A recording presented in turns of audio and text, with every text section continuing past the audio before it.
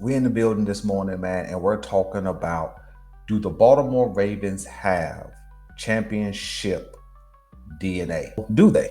Right? It's super, super easy to just go ahead and jump out there and say, yeah, man, the Ravens got championship DNA, but do we?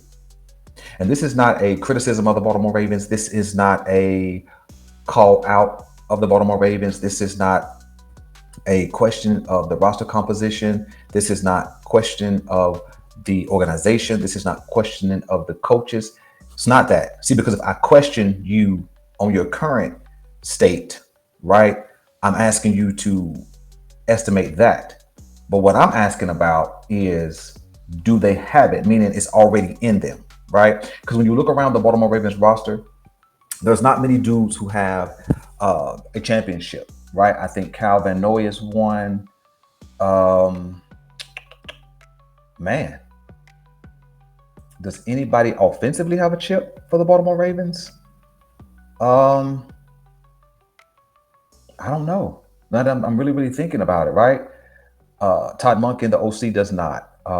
Lamar Jackson doesn't. Ronnie Stanley doesn't. I'm thinking about the longer term Baltimore Ravens. Mark Andrews, Derrick Henry, Patrick Ricard, Note Boom. Was he somewhere where he got a chip? I can't remember where he actually played at. Uh, but man, the more and more I'm thinking about it, nobody offensively has any championship DNA. Nobody has no championship credentials. And then when you look defensively, the only guy I can think of as of right now is Calvin Noy.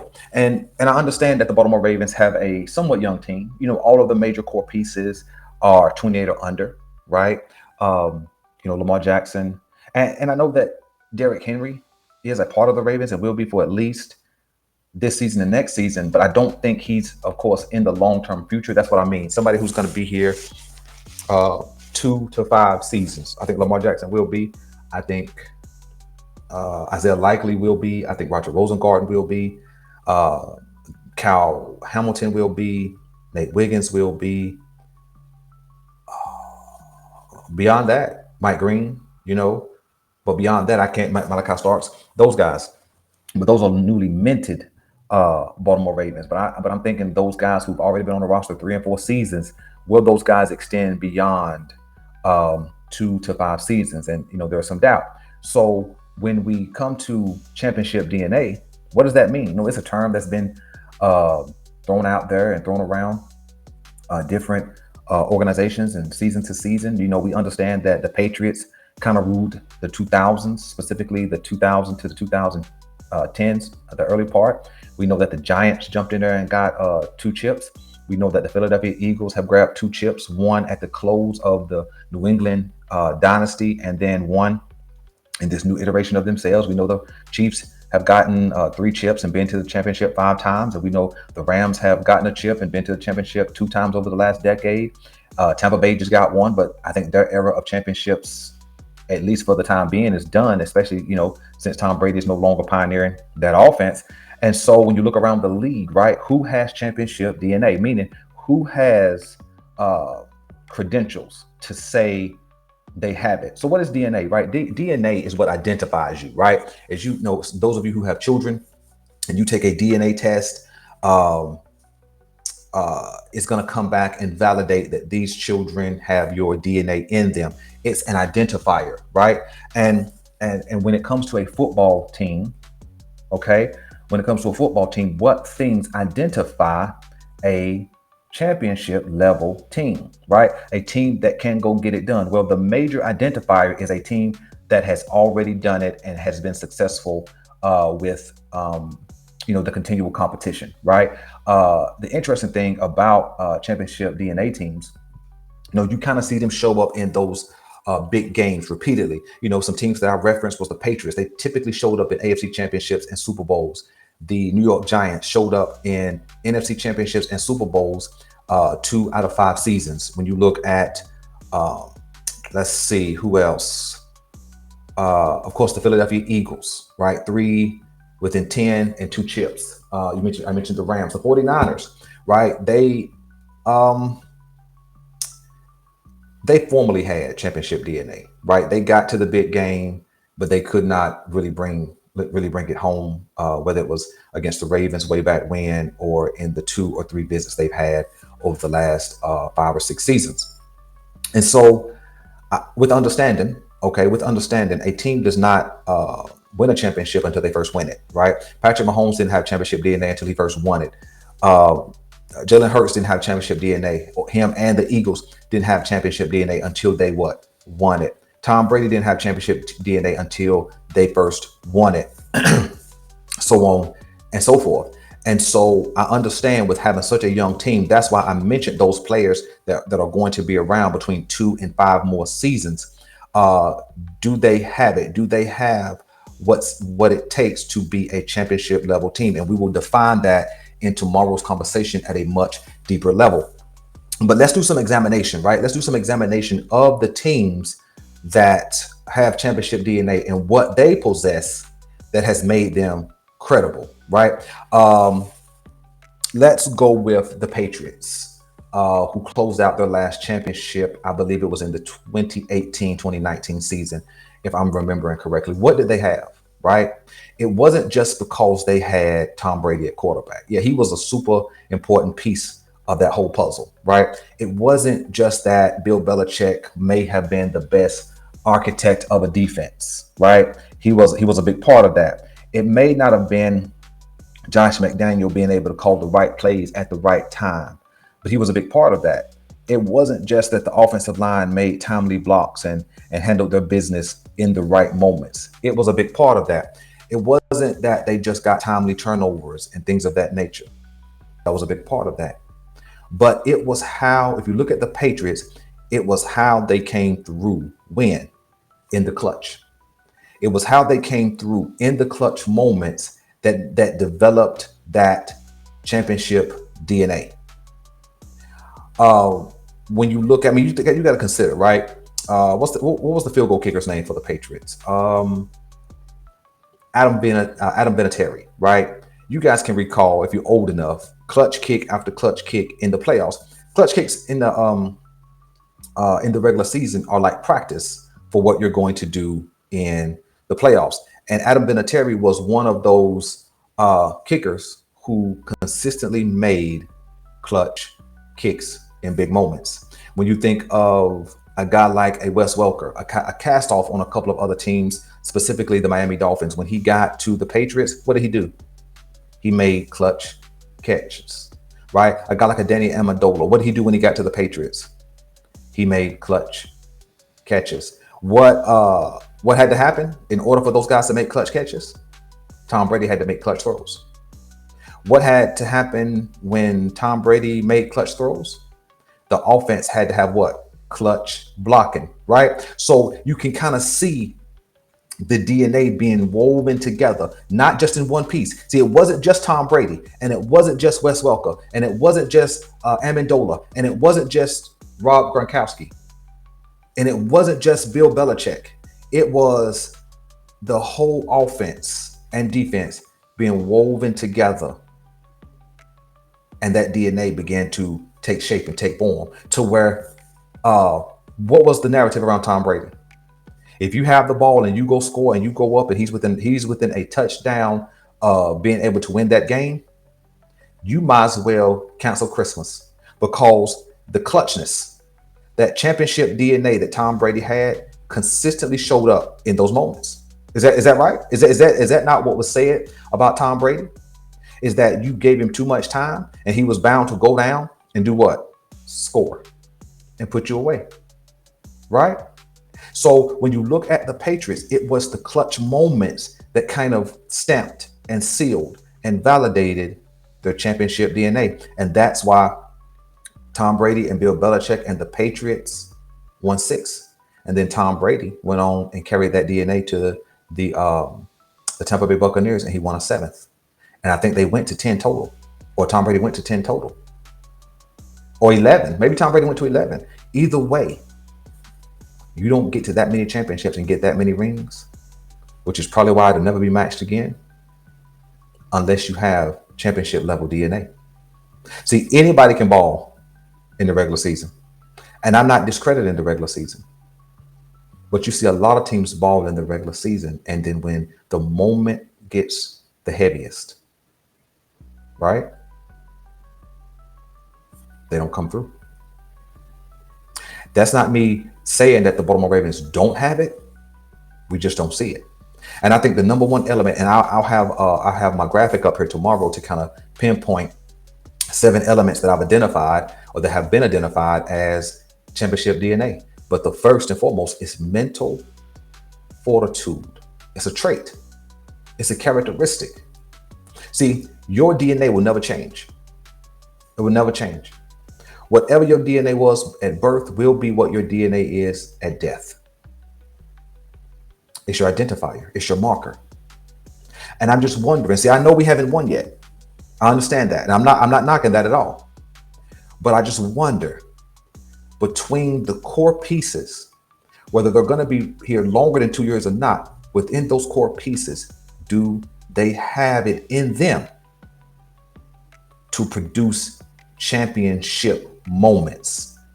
You see, if you remember, and we'll get to some other championship level teams. You remember the Baltimore Ravens 2012-2013 team, right? There was tons and tons of questions about, could Joe Flacco really get it done? That's why he was in a contract dispute with the Baltimore Ravens. And so when he went out and won the championship, right, what did they have to do? They had to write him a check, right? And so what did we see on that championship run? We saw 11 touchdowns to no interceptions. If my memory serves me correctly, and you've seen clutch throw, clutch catches, clutch tackles, clutch pass deflections throughout that whole playoff series. But why? Because Ray Lewis was already a part of that team. He already had won a championship. So therefore, the stuff that he was made out of began to weave itself and intertwine itself into the rest of the team. And they were able to pull it together and become champions, even when it wasn't expected for them to be a champion. So you have to have something somewhere. You have to have a major part of the team. It can't just be some secondary or third level player on a team that creates that DNA, right? Because he doesn't have a voice, he doesn't have a real presence, he doesn't have any quote unquote real influence. It's gonna take a major component on that team to produce that DNA. And so the first component is mental toughness. And you know, we talked about mental toughness or mental capacity last week. But let's not stop with the Patriots. Let's talk about the New York Giants. The New York Giants, basically in both of those seasons, were not expected to win championships. I think the first time they won a championship, I think they had went 9-7, I believe. It wasn't even a record worthy of note. But what they did is they pulled together. And I don't even remember if that team had any championship level pieces or players who had championship experience. But they pulled together. The defense handled their business. They make timely sacks. They got timely takeaways. The offense made timely catches, clutch throw. You know, you guys remember the David Tyree pin to the side of the helmet, and then you never seen David Tyree after that, right? That was the biggest play of his career. But guess what? He made it. You see, it takes a DNA, a championship DNA, to make the unbelievable play. That was an unbelievable play. A catch pin to the side of your helmet. It would have been so easy to knock out, but it wasn't. You see, because once that DNA begins to be established and you get intertwined together and you start believing in one another and you start gelling together and you start getting on quote unquote the mission impossible, you just start believing way above what anybody else believes in you. Neither one of those seasons were the Giants supposed to win a championship or were predicted to win a championship. But they stayed the course. They stuck together. They didn't give up. They fought. They clawed. They spit. They spat. They bled, and they brought home a championship. And in fact, that was enough to have the fortitude, the capacity to get to another championship against the same dude, Tom Brady, the same head coach, Bill Belichick, the same organization, the Patriots, and get another chip. And so, what did the Giants have? They had grit because they wasn't super talented. You guys know what the narrative is around Eli Manning. The question of whether he was going to be a Hall of Famer or not. The question around Eli Manning was, is he going to be a Hall of Famer or not? Right? And whether he is or whether he isn't, I'm not even sure if he was. I know he's been out of the league for 5 years. I'm not sure if he got inducted or not. But the fact of the matter is, he had championship DNA, and whatever was developed in him from his first chip stayed the course for his second chip. That team, both those teams were gritty. Like Michael Strahan was probably the most notable name on that team. Everybody knew who Justin Tucker was. Everybody knew who Plexico Barris was because of his days in Pittsburgh. Nobody knew who Derek Tyree is before the catch. I'm trying to think. Brandon Jacobs was a good back, but he wasn't, quote unquote, the best back in the league. But he was big and stout and he had some good speed for a guy his size. And he just handled his business. And they tackled and sacked and ran and bulldozed themselves to a championship. And who was that? Tight? Jeremy Shockey, a gritty dude. Jeremy Shockey was a gritty player. He just handled his business, did what he was supposed to do, and it came up big for the New York Giants. I'm trying to think of other players on that team who just played with some grit, some dirtiness, some nastiness. Who else was on that team? Who played alongside Plexico Barris at wide receiver? Man, I can't remember. That's so long ago. But that's what that team had, was grit. So the Patriots had mental capacity or mental fortitude or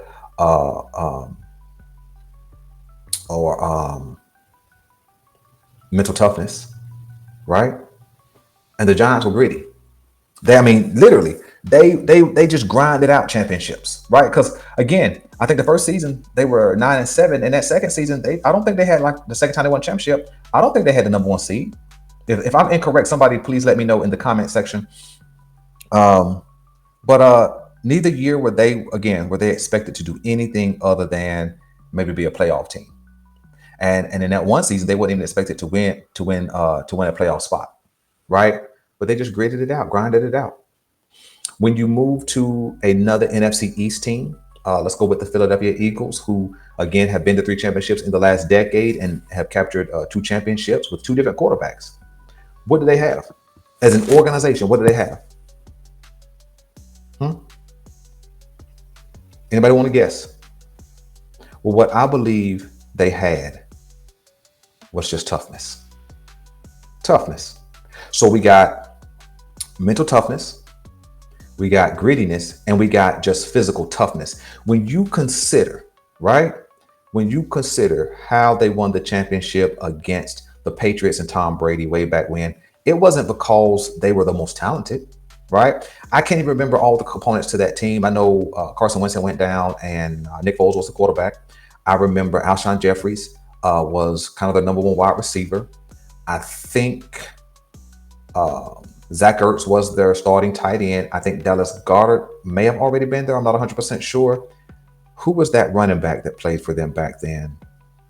Man, I don't even remember who the running back was. They always had a really good, powerful offensive line, and they've always fielded a good defensive front. Back then, it was led by Brandon Graham. I think Timothy Jernigan was on that roster, playing interior, a guy we know well from Baltimore. I think that I'm trying to think who else was a part of that defense. Anyway, that team was just tough. They played with toughness. They were not going to let you out physical them, right? So when Tom Brady was hitting them over the head for 505, they were still coming. They were still fighting, right? Maybe that's the word I'm looking for. Maybe what they had was fight, right? See, because when a quarterback hits you up in the Super Bowl for 500 plus yards and several touchdowns, guess what you sometimes have a tendency to do? Quit.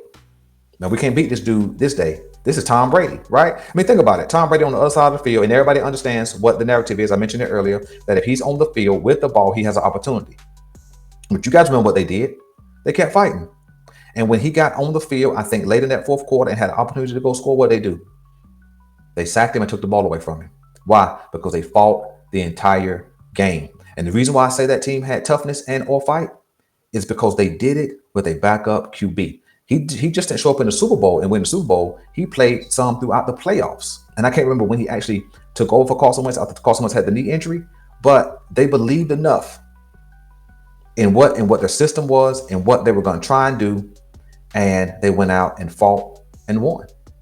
And then when you flip to, let's go with the Eagles again, the reigning champs. What do they have in this Super Bowl against Patrick Mahomes, the guy who was expected to take over as the greatest of all time, specifically at quarterback for Tom Brady? What did they do? They just fought. They fought, and then what they did, they came out swinging, right? And they did not let up. They kept swinging. They kept landing haymakers. They kept punching. They kept scratching. They kept fighting. And it ended them up with a chip. See, we look at the game and we talk about the dominance that they had defensively, right? But in truth, what they did was they just out-toughed the Chiefs, right? Some people could just simply say that they punked the Chiefs. I won't go that far because that might come off as disrespectful. But they straight up out-toughed the Chiefs. I mean, when you look at how they dominated them, it wasn't just one player. You know, a lot of people give Josh Sweat the credit for how he played in the Super Bowl. And in fact, besides a Jalen Hurts, it could have been a Josh Sweat that got Super Bowl MVP. They just kept fighting. They just fought and fought and fought. And even into that fourth quarter, the game was out of hand, right? And what they do? They were still tagging Patrick Mahomes behind. And that's no disrespect, but that's exactly what was happening. They were still tagging his behind. No criticism to the Baltimore Ravens. I'm just simply saying these are some elements that we have to see if we have. We have to pull back the curtain and see what's behind it. We have to put the Baltimore Ravens on the MRI and see. We have to put them on the CAT scan and really look into them.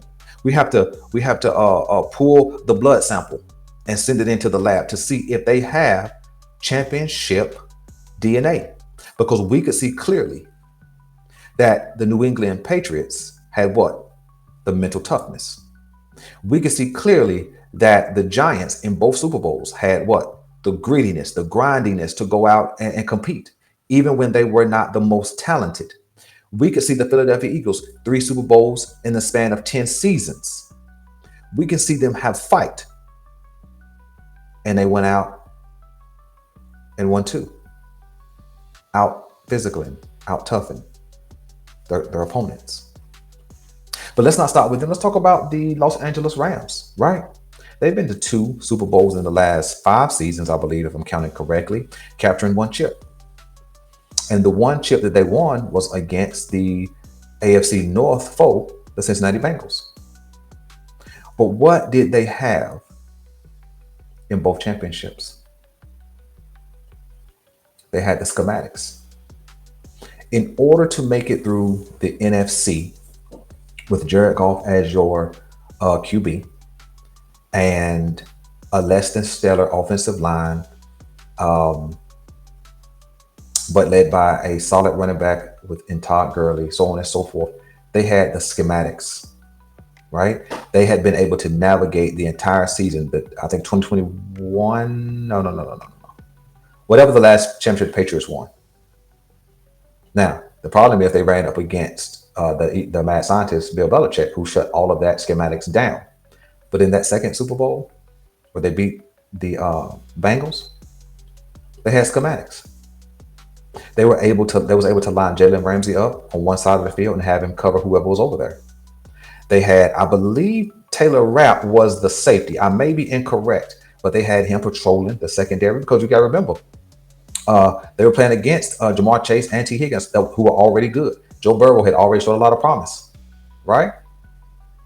But they were able to put Aaron Donald in position to get those timely pressures. They was able to put Leonard Floyd in position to play off of Aaron Donald. See, it's one thing to have a great player like an Aaron Donald, like a generational player like an Aaron Donald. It's another thing to put the pieces beside him who can be accentuated because of Aaron Donald's talent. And then they was able, this is why I say they had the schematics, because they was able to take a guy in Odell Beckham Jr., who had been a cast-off from Cleveland earlier that season, A guy, when he got cut, the Baltimore Ravens were rumored to have wanted, and he chose right. He chose right. He chose to go to the Rams, a team that was in position with the type of coach who can create those schemes that would benefit him and complement his skill set. And he was, for the first half of that game, the best wide receiver on the field, and that included Jamar Chase and also T. Higgins. Not because he was the better player, but because he was in position to be the better player. And he may have been the Super Bowl MVP. A lot of people speculate that up until the time he got injured. But here's where schematics come in. Even though the guy who was leading the team in receiving and doing his thing in that first half, although he got hurt and went out, the game didn't change for them. They still went out and executed their plan and got out of there with a championship. Do the Baltimore Ravens have the schematics? And these are the examples we're taking from other teams who have done it, right? And who have done it at a high level, who have been competitive at a high level. And even when we look at these teams, the Patriots, who are down right now, they just drafted a quarterback last season, and so they're going to be down for a little while longer. But if Drake May becomes what I believe he'll become, Buffalo better watch out. But when you look at the Chiefs, the Eagles, the Rams, and in some aspects, even the 49ers, they have been perennial playoff teams, but not just perennial playoff teams. They have visited the Super Bowl multiple occasions, no less than 2 times for each team. So there must be something, that they have, that they carry, that they possess, that they can tap into, that continues to propel them to higher levels of success. Now, in truth, when you look at the Baltimore Ravens, do we have the best player in the NFL? Yes. I believe Lamar Jackson is the best player in the NFL, bar none. This is not me being a homer. This is not me talking with purple colored glasses on. This is just me saying, when you look at his complete body of work, what he can do on a week-to-week basis. See, anybody can break loose and take off for 80 yards.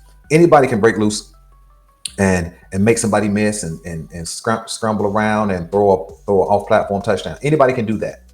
You've seen many players do such things, but we're talking about the consistency with which Lamar Jackson does it.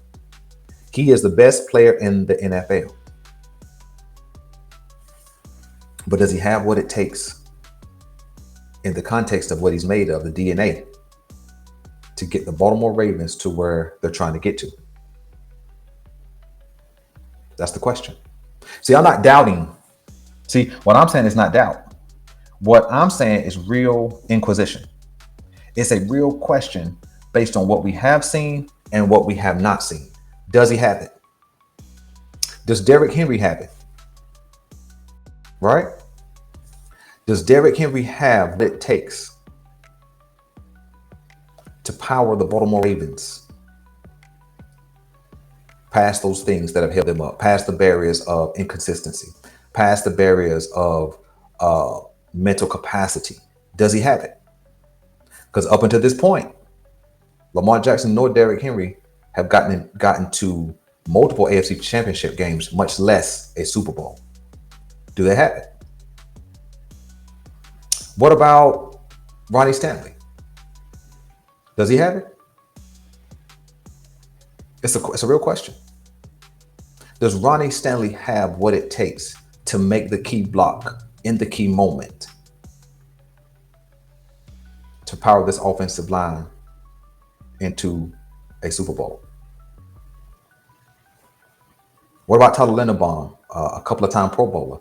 Does he have what it takes to hold it together and put the ball where it needs to be when he's snapping it? Because we've seen a couple of different times where the ball has been off target and it's caused turnovers. Does Tyler Linderbaum have the strength and the off-season training regimen to get stronger, not to get pushed into Lamar Jackson's lap?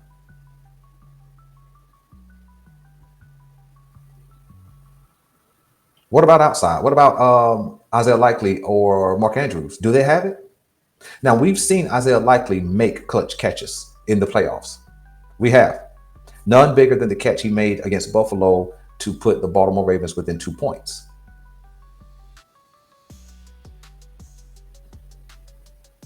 But does Mark Andrews have what it takes if he's going to be on this roster? Does he have championship DNA? What about outside? Yeah, we saw Zay make two key bumbles, bad decisions 2 seasons ago in the AFC Championship. Does he have it? What about DeAndre Hopkins? He just played in the Super Bowl, and we saw him drop some balls. We saw him seem like him and Patrick Mahomes were off of schedule together, right, where they could not operate off script. Does he have it? What about on defense, right? Does Meta BK? Does he have it? Does he have what it takes to power through the line and get a timely sack? What about Odafe? Does he have what it takes to bend the edge and be disruptive and get a strip sack fumble to change the course of a game? Does he have it? What about Roquan, who's always run off at the mouth? Does he have what it takes to get a timely pass deflection? Does he have what it takes to come up and make a tackle and knock the ball out? What about Marlon Humphrey? He played clutch football last season, but not in the playoffs.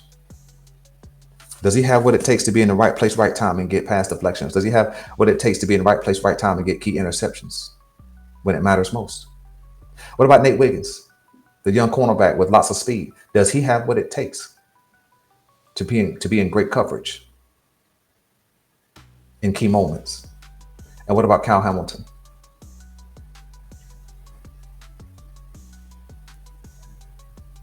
Is he really the chess piece who can make game-changing plays? See, this is not me really questioning the person. I can't do that. I don't know these dudes. This is me questioning the major components, the super talented team that we have. Can we tap into championship DNA type stuff to get us over the hump? See, because we've seen multiple examples. See, if it was just one team who had visited the Super Bowl multiple times, right? But we're talking about 4 examples. Over 2 decades, we could see at least 4 teams who've captured 2 championships or more, or been to 2 championships or more, walking away with at least one, who have credibility that they have championship DNA. And even though the Rams haven't been back in a while, they were in the NFC Championship last season. So I wonder, does the Baltimore Ravens have what it takes? Are we made of the right stuff? If they pull our football blood, will it read championship? Will it read contender or pretender?